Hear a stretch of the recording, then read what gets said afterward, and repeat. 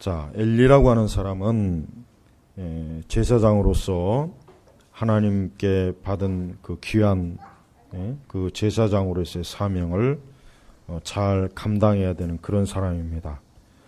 엘리는 어떻게 보면 개인적으로 그래도 경건하고 또 하나님 앞에서 그래도 자기 자신을 최선을 다해서 하나님을 섬기려고 한 그런 사람이기는 합니다.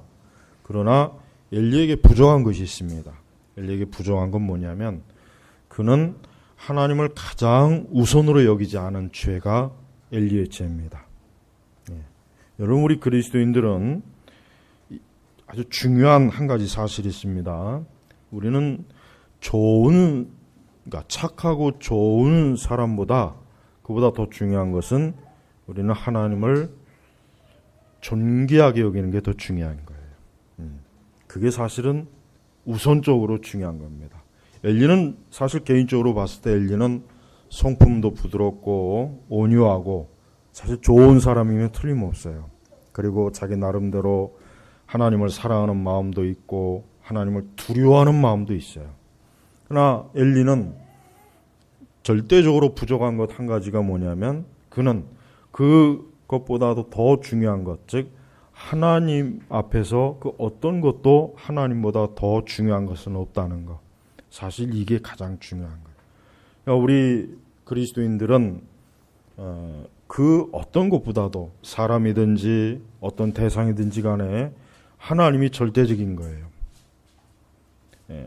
언제나 하나님 우선이고 언제나 하나님이 먼저고 언제나 하나님이 내 모든 삶에 또 내 자신의 마음속에 하나님이 절대적으로 나를 주관하고 나를 차지해야지 그 하나님과 비교되거나 또 그 하나님보다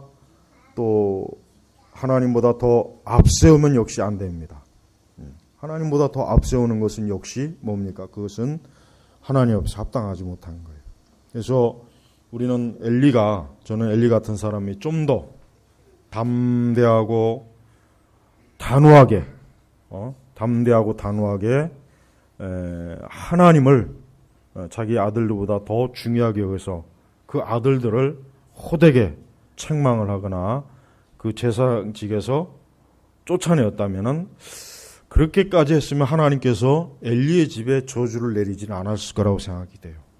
그런데 하나님이 보시기에 엘리에게는 그러한 것이 없었던 거예요. 엘리는 여전히 하나님의 뜻을 무엇인지 알고 있어요. 그래서 하나님께서는 13절에 뭐라 그랬습니까? 그 13절에 보면은 그가 아는 죄악 때문에 그랬죠. 그가 아는 죄악 때문에. 즉 엘리가 하나님께서 지금 어떠한 죄를 책망하시고 지적하는지 모르는 것이 아니라 뭡니까? 알고 있는 거예요. 알고 있는 거예요. 알고 있음에도 불구하고 알았으면 어떻게 해요? 단호하게. 하나님께서 이 죄를 지적하시는구나. 하나님께서 이 죄 때문에 지금 이렇게 하나님이 진노하시고 하나님이 책망하시는구나. 그걸 알았잖아요. 하지만 아는 것에 끝나면 안 돼요. 먼저 어때요? 먼저 하나님 앞에 그 죄를 처리했어야 되는 거예요. 근데 그러질 않은 거예요. 왜 안 했을까요? 아마도 엘리는 심성이 너무 좀 부드러웠던 사람인 것 같아요. 엘리는 좀 이렇게 어떤 강한 면이 없이 너무 좀 유약한 사람이 아니었나. 그러니까 마음이 약한 거예요. 마음이 약하니까 하나님의 뜻을 알면서도 그 마음이 약하니까 어때요? 마음이 약하니까 그걸 손을 못 대는 거예요. 그래서 여러분, 우리는 하나님 앞에서 어떠한 때는 인간의 정의라든가 어떤 인간의 그러한 사적인 감정이나 그러한 것들을 뛰어넘는 신앙을 가지고 있어야 돼요. 그렇지 않으면 어떻습니까? 그렇지 않으면 그것은 하나님 앞에서 자칫하면 크게 죄를 짓게 되는 거기 때문에 그래요. 자, 성경에 보면 예수님께서 이제 제자들에게 이제 당신이 이제 곧 죽을 것이고 이제 제자들에게 당신이 곧 이제 하나님께서 정한 그 길을 가야 된다고 했을 때 베드로가 예수님을 단호하게 어때요? 단호하게 말렸어요. 그때 예수님께서 단호하게 베드로에게 뭐라 했습니까? 사단아, 내 뒤로 물러가라 그랬단 말이에요. 그 전에 또 예수님께서는 베드로를 굉장히 칭찬해 줬어요. 아주 그 예수님 마음이 흡족한 신앙 고백을 했잖아요. 그런데 또 얼마 안 있다가 바로 그 베드로를 혹독하게 책망을 한 거예요. 또 갈라디아에서 보면은 바울은 그 베드로를 책망했어요. 왜 책망했습니까? 그 베드로가 어때요? 베드로가 하나님의 이 복음을 무너뜨리는 그런 짓을 하니까 그대로 둘 수가 없는 거예요. 아무리 예수님의 수제자요, 아무리 예수님과 3년간 동행한 그 제자 중에 가장 우두머리일지라도 지금 베드로가 하는 일이 뭡니까? 그것은 예수님을 가장 욕되게 하는, 즉 복음을 무너뜨리는 일이기 때문에 바울은 그걸 그냥 유야무야 넘기지 않은 거예요. 모든 사람이 보는 앞에서 베드로를 강하게 책망했어요. 이게 바로 거룩이에요. 여러분, 우리는 하나님의 영광이나 하나님의 진리나 하나님의 뜻 앞에서는 우리는 사적인 감정을 내세우면 안 됩니다. 그게 좋은 게 아닙니다. 그게 하나님께서 기뻐하는 일이 아니에요. 그래서 우리는 그런 것들을 기꺼이 뛰어넘어야 돼요. 우리 애기가 아무래도 좀 답답해하는 것 같네요. 우리 제코가.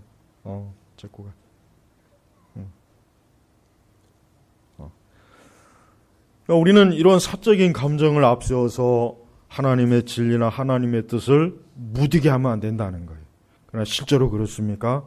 실제로 그렇지는 않아요. 실제로는 하나님의 뜻보다는 사람의 정과 사람의 인간적인 관계나 그런 거에 더 끌리는 일들이 많아요. 그것 때문에 결국은 어떻게 됩니까? 그것 때문에 하나님의 영광이 사람들 앞에서 어때요? 사람들 앞에서 웃음거리가 되고 사람들 앞에서 하나님의 진리가 짓밟혀지는 거예요. 그러니까 우리는 어떠한 일이 있어도 우리가 하나님 앞에서 우리의 거룩을 지키려면은 때로는 그러한 인간적인 감정이나 어떤 인간적인 관계라든가 이런 것까지도 어때요? 이런 것까지도 넘어야 되는 거예요. 이런 것까지도 어때요?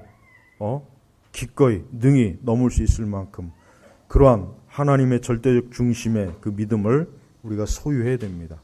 그게 바로 거룩입니다. 하나님 우리에게 그걸 원하셔요. 예수님을 따르려면 어때요? 가족도 때로는 부모 자식도 때로는 어떻게 해요? 등을 돌려야 할 때도 있어요. 왜 그렇습니까? 예수님이 우선이기 때문에 그래요. 그래서 여러분, 기독교 신앙은 우리가 이런 면에서 기독교 신앙은 세상 사람들이 이해하기는 어려워요. 세상 사람들이 볼 때는 어떻게 그럴 수 있느냐? 어떻게 인간적으로 어떻게 그렇게 하느냐? 야, 그거는 좀 잘못된 거 아니냐? 세상 사람들이 볼 때는 그렇게 해요. 그러나 하나님 보실 때는 어때요? 하나님 보실 때는 그게 아닌 거예요. 너가 나를 더 중히 여기느냐? 너가 나를 더 귀하게 여기느냐? 하나님이 우리에게 그거를 요구합니다. 하나님은 때때로요, 모든 참된 성도에게는 그러한 시험을 하나님께서 한번 보십니다. 반드시 하나님이 보셔요. 과연 너가 나보다 자녀를 더 사랑하는지, 나보다 더 부모를 사랑하는지, 나보다 너의 남편을 더 사랑하는지, 나보다 너의 아내를 더 사랑하는지 하나님 그걸 시험합니다. 안 할 것 같습니까? 시험합니다. 틀림없이 시험해요. 우리는 그러한 때 우리는 좀 신중해야 돼요. 내가 이때 하나님 앞에서 어떻게 설 것인가? 내가 내 자식이나 내 아내나 내 남편이나 내 부모보다 예수님을 더 사랑하는지, 그렇지 않으면 그렇지 못한지 하나님이 그걸 보아요. 하나님께서 잔인한 분이기 때문에 그런 게 아니에요. 하나님께서 우리에게 원하시는 건 뭐예요? 절대적으로 하나님 중심으로 잡기 위해서, 그리고 어떠한 일이 있어도 우리가 사람을 의지하거나 사람을 바라보지 않도록 하기 위해서 그렇게 하는 거예요.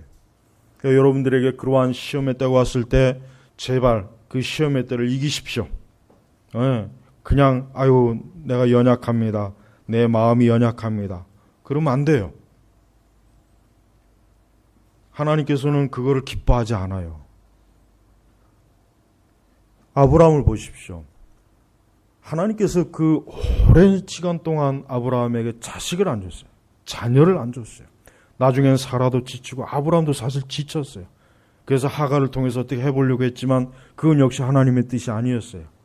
그러나 때가 되었을 때 하나님께서 그에게 이삭을 줬습니다. 근데 그 이삭이 이제 청소년 시기에 들어가니까 느닷없이 하나님께서 아브라함에게 어때요? 내 아들 이삭을 번제로 바치라 했어요. 바치라.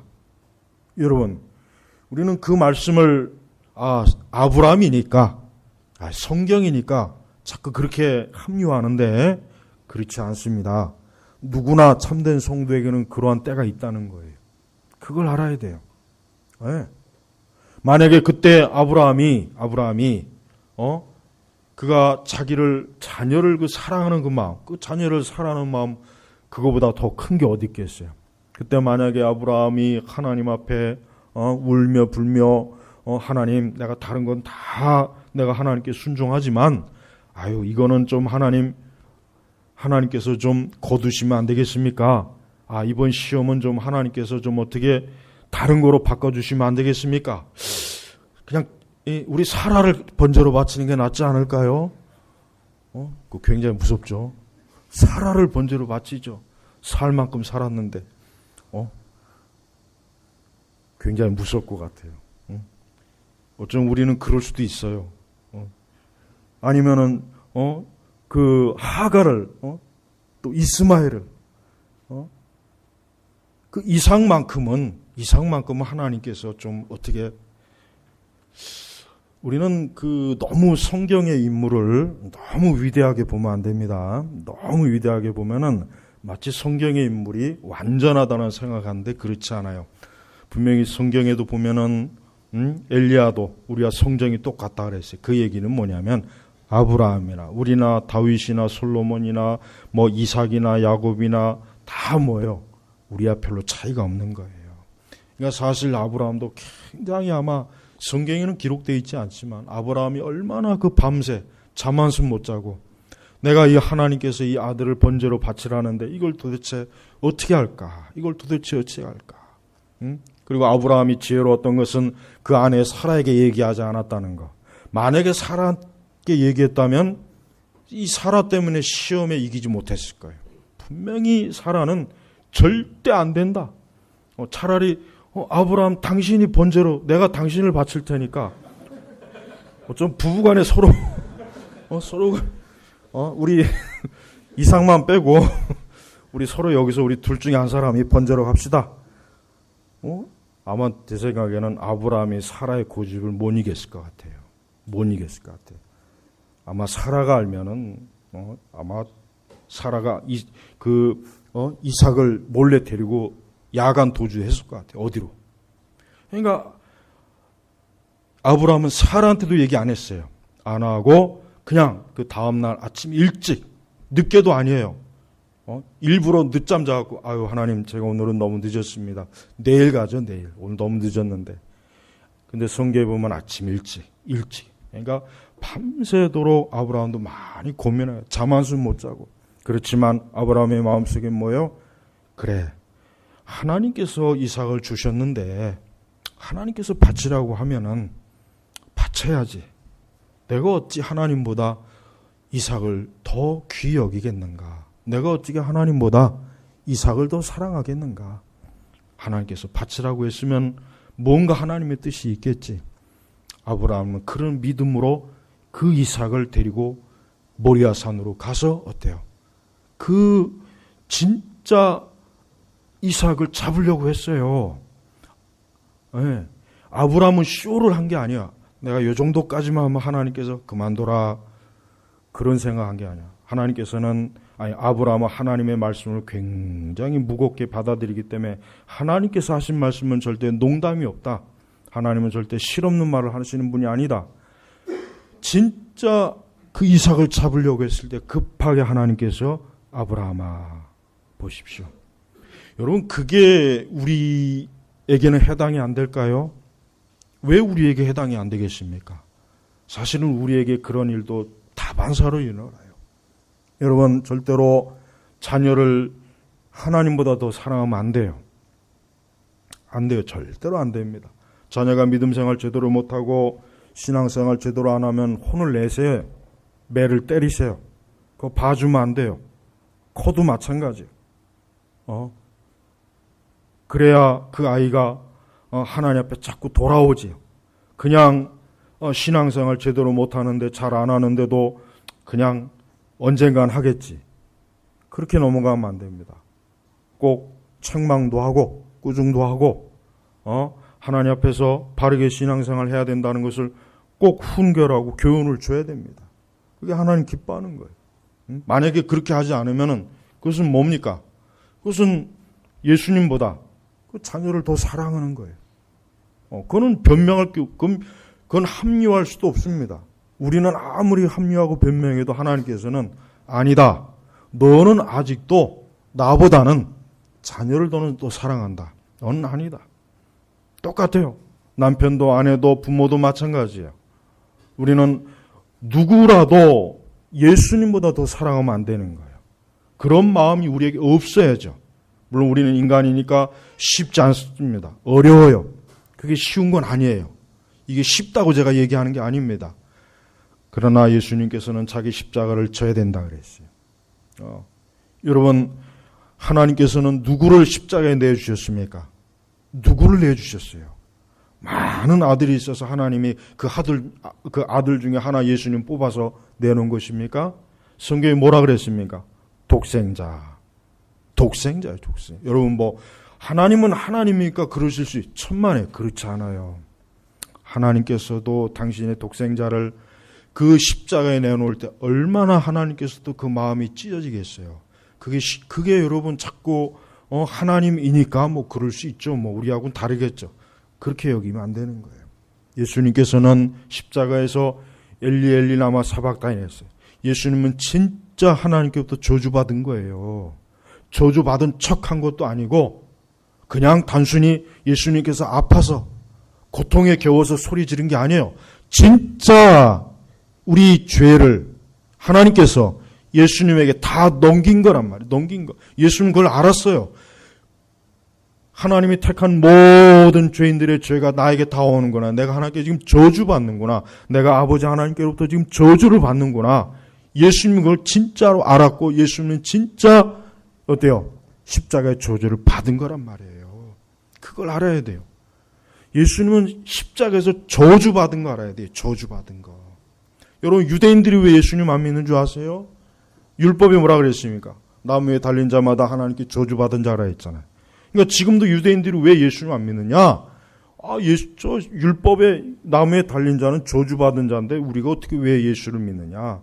근데 유대인들은 하나님의 그 구속사를 모르는 거예요. 모르는 거란 말이에요. 그러니까 예수님께서 저주받았다는 거 알아야 돼요. 우리의 복음의 핵심이 뭡니까? 내가 마땅히 받을 내 죄로 인해서 내가 받을 저주를 누가? 예수님에게 떠넘긴 거예요. 예수님. 하나님께서 우리가 받아야 될 저주, 영원한 멸망, 형벌, 사망, 지옥, 이 무서운 심판을 하나님의 아들 독생자에게 전부 다 그분에게 몰아쳐서 그분이 십자가에서 그 피 흘리시고 고난당하시고 울부짖으시면서 하나님 앞에 울부짖는 거예요. 보세요. 예? 하나님께서도 우리 죄인들을 위해서 당신의 그 독생자를 저주하시는 거 보십시오. 근데 우리는 안 그래요. 우리는 예수님보다 사랑하는 게 너무 많아요. 너무 많아요. 말로는 예수님을 사랑한다고 하지만 실제로 안 그래요. 예수님보다 더 앞세우고 예수님보다 더 귀하게 여기고 예수님보다 더 소중하게 여기고 우리는 그거를 자꾸 합리화하죠. 이제는 합리화하지 말고 그럴 때마다 내가 아직도 예수님 사랑하는 게 절대적이지는 못한가 보다. 내가 아직도 예수님을 사랑하는 게 아무리 봐도 절대적이지 못한 것 같다. 엘리는 분명히 그 아들들 홈리와 비느하스를 단호하게 하나님의 율법대로 단호하게 그 죄를 물었으면은 하나님께서 그것으로 끝냈을 텐데, 그가 죄를 알면서도 하나님께서 보니까 엘리가 가만히 내버려 두니까, 그러니까 하나님께서 안 되겠구나. 너와 너 집은 안 되겠다. 넌 이제는 어때요? 그의 집을 영원히 심판하겠다고 내가 그에게 선포했으니 이는 그의 아들들이 스스로 저주받을 짓을 했으나 그가 그 뭐라 그랬습니까? 책망하지 않았기 때문이다. 보세요. 책망하지 않았기 때문이다. 여러분, 현대 교육은 아이들을 자꾸 책망하면 안 된다, 기죽인다, 애가 정서상 해롭다, 자꾸 그렇게 이상한 교육을 자꾸 주장하는데, 애들이 안 맞아서 버릇이 없는 거고 정서가 나쁜 거고, 애들이 안 맞아서 버르장머리가 없는 거고, 애들이 안 맞아서 정신적으로 문제가 있는 거예요. 애들이 맞으면서 커보십시오. 맞으면서 크면은 웬만하면 다 잡힙니다. 웬만하면 다 잡혀요. 그러니까 옛날 뭐 지금이 안 그렇지만은 우리 윗대 부모들은 아이들을 자주 때렸죠. 조금만 잘못해도. 그렇게 해서 문제 생긴 일이 있습니까? 문제 안 생겨요. 근데 오히려 가정에서도 학교에서도 훈육을 안 하니까, 그러니까 애들이 버르장머리가 없고 정신 상태가 썩었고 나태하고 배부른 소리 나고 나약하고. 그러니까 우리는 성경적으로 우리는 모든 걸 그렇게 해야 되는 거예요. 그러니까 하나님, 이 엘리가 그 아들들을 호되게 책망하고 율법대로 처리했으면은 하나님께서 이렇게 안 할 텐데, 결국은 하나님이 나선 거예요. 그러면서 하나님이 굉장히 심각한 말씀하셨는데, 그 14절 보십시오. 그러므로 내가 엘리의 집에 맹세하니 엘리의 집의 죄악은 재물이나 예물로도 영원히 속죄받지 못할 것이다. 이게 얼마나 무서운 하나님의 형벌인지 아십니까? 보세요. 재물이나 예물로도 영원히 속죄받지 못할 것이다. 그러니까 이 죄는 하나님께서 절대 용서 안 하겠다는 거예요. 얼마나 무서워요.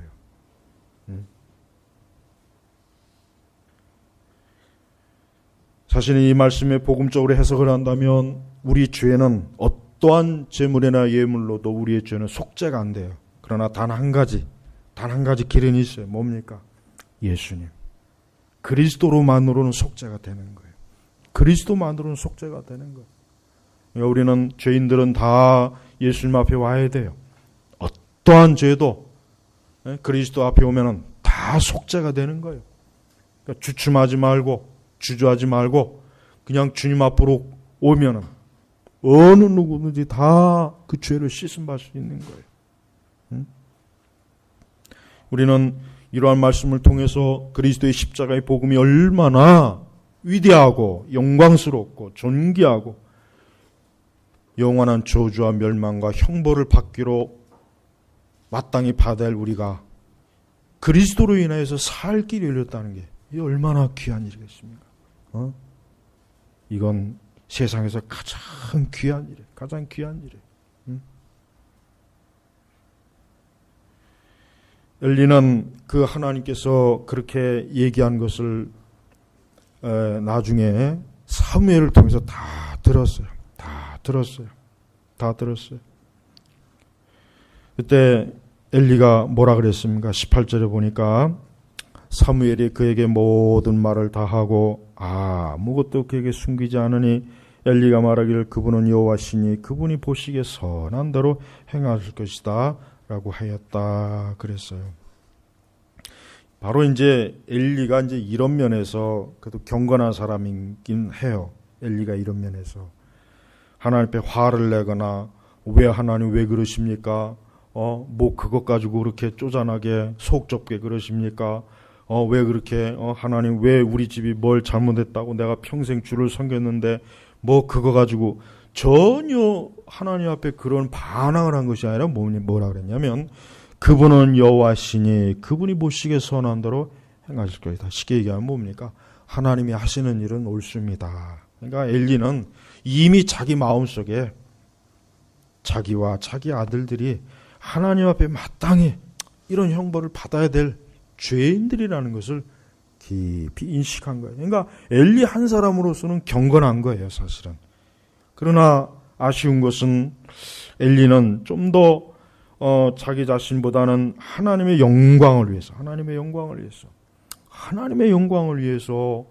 단호하게 하나님만을 절대적으로 사랑하는 모습을 하나님께 보여줬어야 되는데 그렇지 않은 거예요.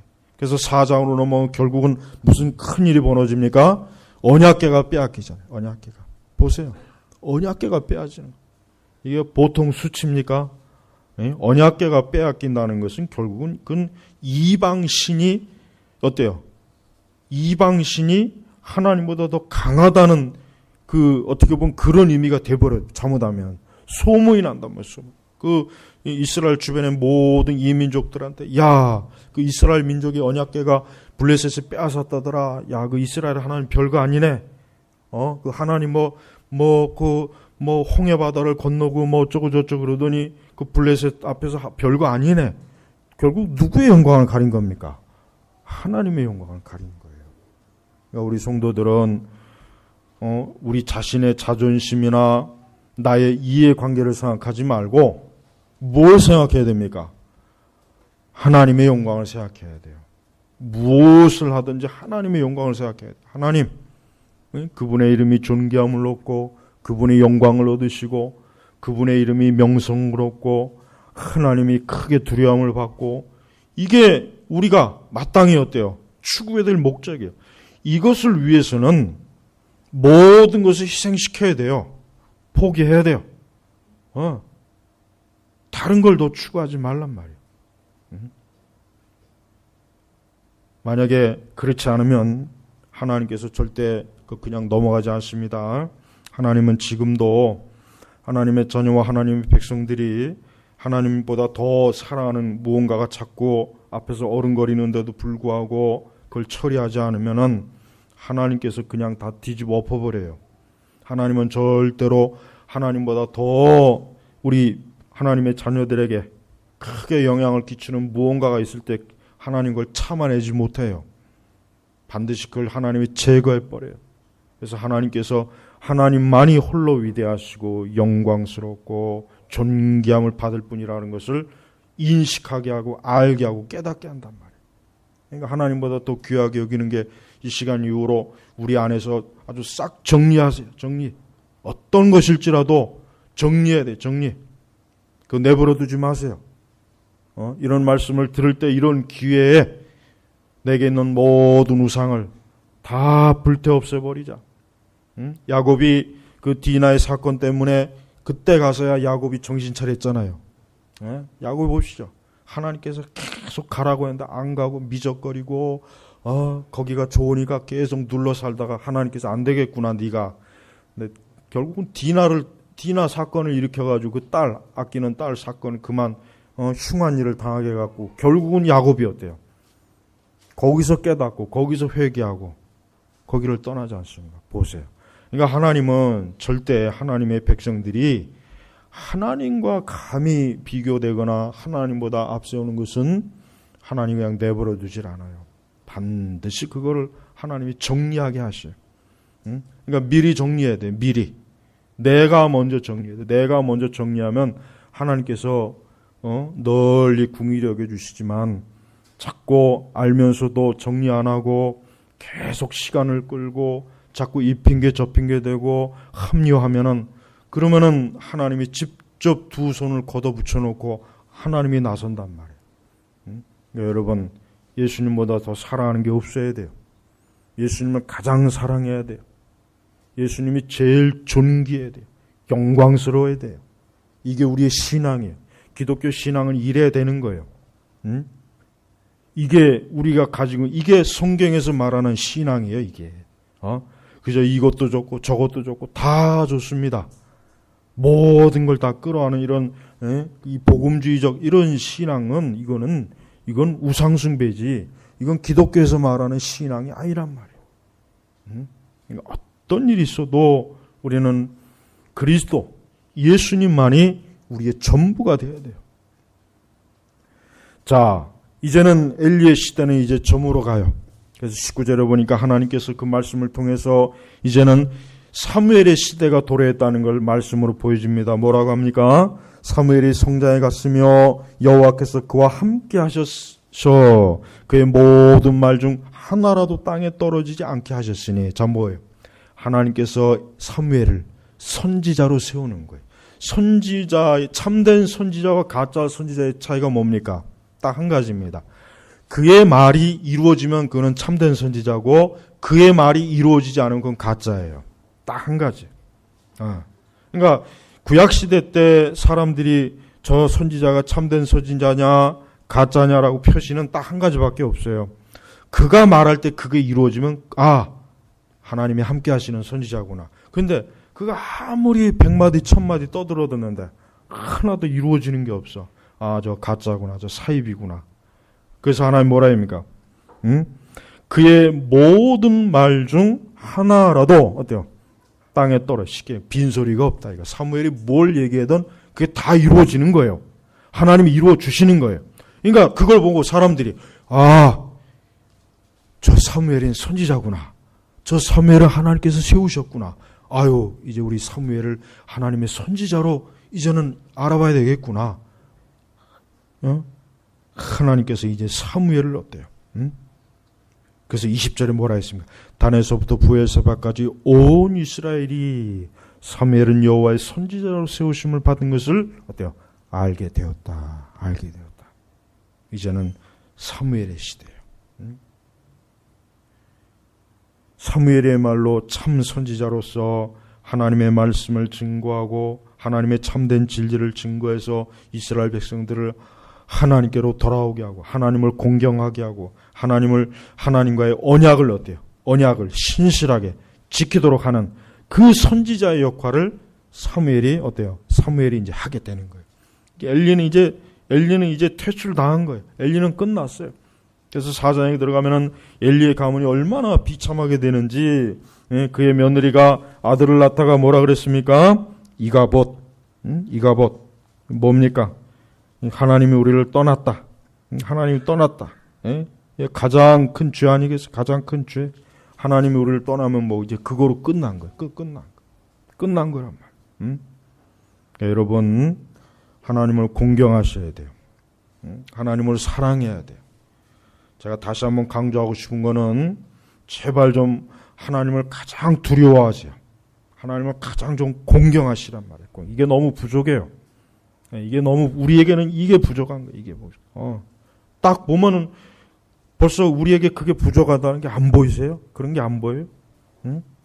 옛날 설교자들의 설교집을 읽어보면은 정말 그들은 하나님을 정말 두려워하고 공경한 게 거기서 나타나는데 오늘날 설교를 들어보면은 전혀 그런 게 안 나타나요. 전혀 그런 게 없어요. 전혀 그런 게 없어요. 그러니까 그거 하나만 봐도 벌써 차이가 나요. 여러분, 하나님을 공경하되 절대적으로 공경하셔야 돼요. 절대적으로. 엘리처럼 이렇게 본인 자신은 아무리 마음이 착하고 마음이 여려도 하나님 볼 때는 너는 합당하지가 않다. 너는 나를 섬기는 자로서 너는 여호와 하나님을 전적으로 섬기지 못하는 아주 충성스럽지 못한 그러한 종으로서 낙인이 찍힌 거예요. 결국은 두 아들도 저주받죠. 본인 자신도 나중에 결국은 언약궤가 빼앗겠다는 소식을 듣고 그만 떨어져 갖고 목이 부러져서 죽죠. 그날로 엘리의 가문은 어때? 하나님께서 말씀하신 대로 한순간 하나님이 그냥 폭삭 무너뜨리는 거예요. 이게 하나님이 하시는 일이에요. 여러분, 하나님을 두려워하고 공경하세요. 이스라엘 백성들에 대해서 하나님이 선지자를 통해서 하신 말씀이 뭡니까? 특히 이사야 보면은 도대체가 이놈의 백성들이 나를 공경하지 않는구나. 나를 공경하지 않는구나. 소나 개나 돼지 새끼도 자기 주인을 아는데 도대체가 이 인간들은 어떻게든 너무 접속들이 나를 공경하지 않고 있는구나. 이사야서에 그런 말씀이 얼마나 많습니까? 그 말씀이 지금 우리 시대에도 그대로 지금 선포되고 있어요. 그러니까 하나님을 공경하세요. 하나님을 두려워하세요. 하나님을 사랑하십시오. 그리스도를 절대적으로 여러분 충성해야 돼요. 충성. 죽도록 충성하라. 그리하면 내가 내게 생명의 면류관을 줄 것이다 그랬잖아요. 여러분 그 말씀을 누구에게 한 겁니까? 불신자에게 한 겁니까?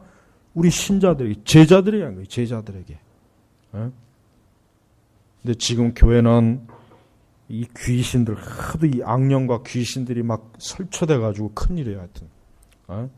하나님의 순전한 말씀을 더럽히는 이 마귀 새끼들, 이 귀신들이 그냥 얼마나 이게 지금 득실되는지 몰라요. 그런 것도 모르고 그냥 좋다고 그냥 그 앞에서 박수치고 환호하고 있으니 참 너무 답답한 일이에요. 교회 안에서 거룩한 성령의 역사가 아니라 마귀의 역사, 악령의 역사, 귀신의 역사가 있는데도 불구하고 그게 마치 성령의 하나님의 역사인 양 거기에 홀딱 빠져갖고 참 답답해요. 그런 걸 보면. 21절에 보면은 여호와께서 실로에 다시 나타나셨는데 여호와께서 실로에서 여호와의 말씀으로 사무엘에게 자신을 나타냈다. 보세요. 하나님께서 사무엘에게 어떻게 나타냈다고요? 말씀으로. 여러분 하나님 보고 싶죠? 그럼 하나님 보고 싶으면 어떻게 해야 될까요? 하나님 꿈으로 보고 싶습니까? 환상으로 보고 싶습니까? 그건 하나님의 방식이 아니에요. 말씀으로 하나님 보세요. 말씀으로 보시라면. 그래서 분명히 얘기했잖아요. 여호와의 말씀으로. 하나님께서 환상으로, 꿈으로가 아니라 뭡니까? 여호와의 말씀으로 사무엘에게 자신을 나타내셨다. 그러니까 우리도 하나님을 보고 싶으면 어떻게 됩니까? 눈으로 보려고 하지 말고, 감각으로 보려고 하지 말고, 또 환상이나 꿈으로 자꾸 보려고 하지 말고 말씀으로 하나님을 보시란 말이에요. 그럼 하나님 말씀을 통해서 볼 수가 있어요. 말씀을 여러분들이 기도하면서 읽으면은 하나님께서 확실하게 알 수 있도록 하나님은 자신의 말씀을 충성되이 믿고 따르는 자에게 하나님 나타내신단 말이에요. 그래서 오늘 그 말씀이 바로 이거예요. 사무엘에게 자신을 나타내셨다. 나타내신 거예요. 구약 성경에 특별히 이런 표현이 많아요. 하나님은 하나님을 신실하게 섬기는 자에게 어때요? 자기 자신을 나타내시는 거예요. 나타내신단 말이에요. 오늘 신약 시대도 마찬가지예요. 말씀으로, 이 거룩한 말씀으로 하나님이 지금도 나타나신단 말이에요. 왜 우리는 이런 말씀을 보고도 글쎄 이건 사무엘에게나 해당되는 거지 나에게 뭐 이런 게 해당되겠나? 뭐 지금 세상에 뭐 이런 말씀이 뭐 자꾸 이게 그냥 이게 실천적인 무신론자. 그러니까 교회 안에는 보면은 무신론자들이 어떻게 보면 교회 안에도 꽤 많이 있어요. 무신론자들. 그러니까 우리는 하나님의 이러한 말씀을 보고도 전혀 이런 말씀에 대한 어떤 갈급함. 야, 하나님께서 여호와의 말씀으로 사무엘에게 자신을 나타내셨는데 왜 나한테는 나타내지 않을까? 좀 이런 생각을 전혀 안 가져요. 아예 그런 생각 자체를 안 해버려요. 그게 왜 그래요? 하나님에 대한 믿음이 아예 없으니까 그런 거예요. 믿음이 없으니까. 그러니 그게 정상적인 믿음입니까? 가짜 믿음입니까? 가짜 믿음이라. 가짜 믿음. 네? 여러분 오늘부터 여호와의 말씀으로 저에게도 주님이 나타내 주시옵소서. 하나님의 이 말씀이 살아있고 영감된 말씀이고 성령의 계시라는데 왜 나에게는 말씀으로 나타내 주시지 않습니까? 하고 하나님 앞에 물으란 말이에요. 하나님 앞에 진지하게 기도하고 물으면 하나님께서 나타내 주십니다. 말씀으로. 진짜 나타내 주신단 말이에요.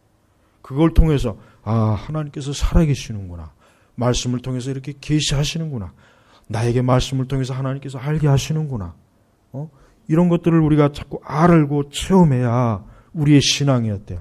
우리의 신앙이 살아있는 신앙이 되지 않겠어요? 그렇지 않고 그냥 그런 무신론적인 신앙을 가지고서는 하나님을 알기는 것은 불가능합니다. 전혀 모르는 거예요. 그러니까 이제부터 좀 올여름에 말씀을 좀 많이 읽으세요. 올여름에 말씀을 좀 많이 읽고 나도 말씀을 통해서 하나님을 알고 싶고 하나님을 체험하고 싶고 이 말씀을 통해서 하나님을 경험하고 싶고 이 말씀을 통해서 하나님의 초자연적인 역사와 은혜와 능력을 왜 이게 우리에게는 왜 이런 게 있으면 안 됩니까? 당연히 우리에게도 있어야죠. 하나님은 지금도 살아계신 하나님입니까? 이 구약의 하나님, 이 구약의 여호와께서 오늘 신약에서는 안 나타나십니까? 그분이 활동을 멈추십니까? 그분이 이제는 더 이상 인격적으로 임하지 않습니까? 아니죠. 성경은 진리는 어제나 오늘이나 내일이나 영원한 거예요. 동일한 거예요. 예? 그러니까 여러분 이 말씀을 여러분 깊이 생각하십시오. 하나님은 지금도 역사하셔요. 하나님은 살아계셔요. 예? 그러니 더 이상 하나님에 대한 의심이나 회의적인 생각 갖지 말고 내가 좀 더 하나님 아버지를 좀 더 그분을 가까이 알고 더 그분을 깊이 그분과 사귀어야 되겠다. 이런 마음을 여러분 가지시기 바랍니다. 그래야 우리의 신앙이 어때요? 이 부패하고 패역한 세대에 굳건하게 설 수가 있는 거예요. 우리 시대 교회는 하나님에 대해서 바르게 가르치질 않습니다. 그거 알아야 돼요. 저는 커피 맛의 기준은 우리 교회가 제 커피 맛의 기준이에요. 뭐 스타 잡스를 가든 스타 볼레를 가든 뭐 어딜 가든 간에 난 어디를 가도 뭐 크게 뭐 아무리 비싸도 난 우리 교회에서 먹는 커피 맛이 딱 기준이 됐기 때문에 그게 제일 좋아요. 마찬가지로 여러분들은 제가 가르치는 말씀을 표준으로 여겨야 돼요. 여기에서 신앙생활 해야 돼요. 딴 데 가서 이상한 말씀을 먹고 와서 그러지 마세요. 제가 말씀을 증거하는 게 이게 표준입니다. 이게 아주 가장 정확한 거예요. 가장 정확한 거예요. 여기에서 벗어나면 그건 아니에요. 하나님께서는 오늘도 우리에게 말씀을 통해서 만나고 싶어요. 말씀을 통해서 만나기를 원합니다. 죄인들이 말씀을 읽고 펴면 하나님께서 살아있다는 걸 보고 알게 하신단 말이에요. 근데 우리 믿는다고 하는 사람들조차도 애초부터 하나님을 말씀을 통해서 만날 기대를 아예 안 해. 기대를 안 해. 아예 기대조차가 없어요. 기대도 안 해. 이게 무신론이에요, 이게. 이게 불신앙이고, 이게 무신론이란 말이에요, 이게. 그래가지고 어떻게 우리가, 이러한 세상에서 어떻게 하나님은 살아계시다라고 우리가 어떻게 얘기할 수 있어요? 그렇지. 그렇게 못하죠. 그러니까 오늘 이후부터는 하나님의 말씀을 읽고 들을 때마다 주여, 주님을 우리에게 나타내 보이시옵소서. 나에게 나타나 보여주시옵소서. 나도 살아계신 하나님을 알고 그분과 교제하고 그분과 동행하길 원합니다. 그런 단호한 믿음, 그런 아주 굳건한 그 마음의 중심을 가지고 하나님 앞에 나오면 하나님께서는 당신 자신을 아주 풍성하게 보여주십니다. 알게 하신단 말이에요. 알게 하신단 말이에요. 이 신앙까지 가야 우리는 어떠한 이 세상의 죄악이나 파도에서도 흔들리지 않습니다. 어떠한 악한 상황이 와도 어떠한 나쁜 환경에서도 흔들리지 않고 하나님과 함께하는 기쁨을 누려요. 바울이 로마로 가는 와중에 그만 풍랑을 만나서 배가 뒤집어지고 별짓 다 일어났지만은 바울은 뭐예요? 내가 믿는 살아계신 하나님이 나와 함께 하신다는 것을 바울은 굳건하게 믿었잖아요. 그렇지 않습니까? 그러니까 바울은 흔들림이 없었어요. 바로 그거예요. 오늘 우리에게도 그러한 믿음을 하나님이 주십니다. 그러니까 여러분이 이 말씀을 통해서 그런 하나님을 만나고 그런 하나님을 믿고 그런 하나님을 경험하고 그런 하나님과 동행하는 그런 갈망을 좀 크게 가지세요. 크게. 네? 다른 갈망을 갖지 말고 그 갈망을 크게 갖는 거. 이게 경건한 것이고 그게 성령께서 기뻐하시는 거예요. 우리 모든 교우들이 말씀을 통해서 주님이 나타내심을 체험하기를 주의 이름으로 축복합니다. 기도하겠습니다. 하나님 아버지 감사합니다. 하나님은 지금도 말씀을 통해서 살아 역사하시며 그 능력과 지혜로 모든 것을 통치하시고 다스리시고 원하시는 대로 하시고 뜻하시는 대로 이루시는 그 하나님을 주여 믿습니다. 우리 제네바 교육교회는 이러한 일에 있어서 철저하게 하나님 말씀 중심으로 신앙생활하고 말씀에 의해서 주님을 만나고 말씀에 의해서 길을 인도받고 말씀에 의해서 모든 진리와 빛을 얻게 하여 주시옵소서. 예수님의 이름으로 기도 올렸습니다. 아멘.